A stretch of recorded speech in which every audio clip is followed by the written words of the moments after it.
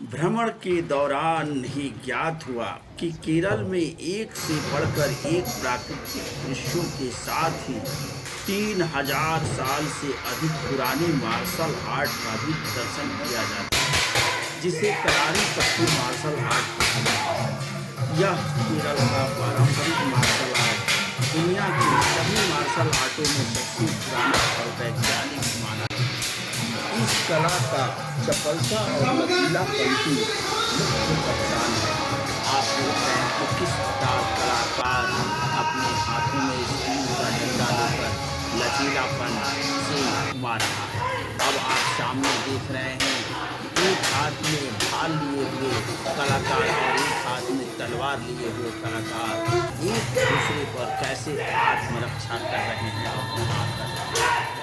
इसी प्रकार इस कला में बहुत से कला का प्रदर्शन किया जाता है। उसी में एक प्रमुख कला है कि देखें सामने जो कलाकार है किस प्रकार लचीलापन से अपने शरीर को घुमावदार नीचे की ओर घुमाता है और मुंह से एक गुलाब का फूल उठा लेता है।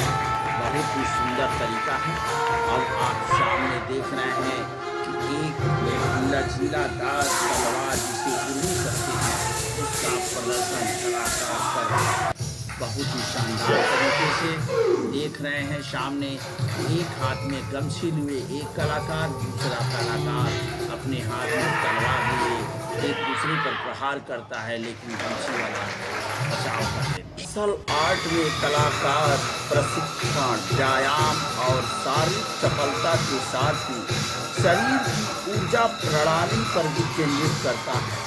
यहाँ शरीर और मन दोनों का उत्तम समन्वय किया जाता है। इस मार्शल आर्ट में एक से एक कलाकार कला दिखा रहे हैं। आप सामने देख रहे हैं कि यहाँ पर कलाकार 1 2 3 4 5 6 नहीं बल्कि 7 लोगों की एक साथ जमकर कलारी पट्टू मार्शल आर्ट खाली हाथ से लेकर लंबे डंडे, छोटी छड़ी, घुमावदार छड़ी, तलवार और ढाल, भाला, गदा, लचीली तलवार, उर्मी, आग के गोले, आग के हथियारों इत्यादि की एक विस्तृत श्रृंखला तक युद्ध तक विस्तृत श्रृंखला के विरुद्ध चपलता और लचीलापन इस प्रसिद्ध कला की पहचान है।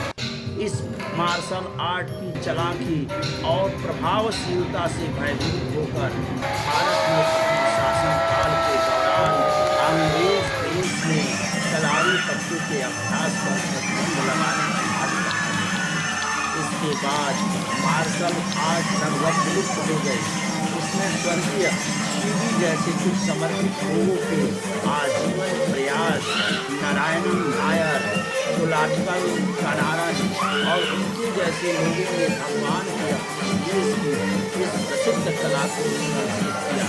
केरल के लिए कलारी पट्टू सिर्फ मार्शल आर्ट ही नहीं बल्कि इसकी जड़ें राज्य की सांस्कृतिक ताने बाने में इतनी गहराई तक जमी हुई है कि दोनों को अलग करना असंभव सा है।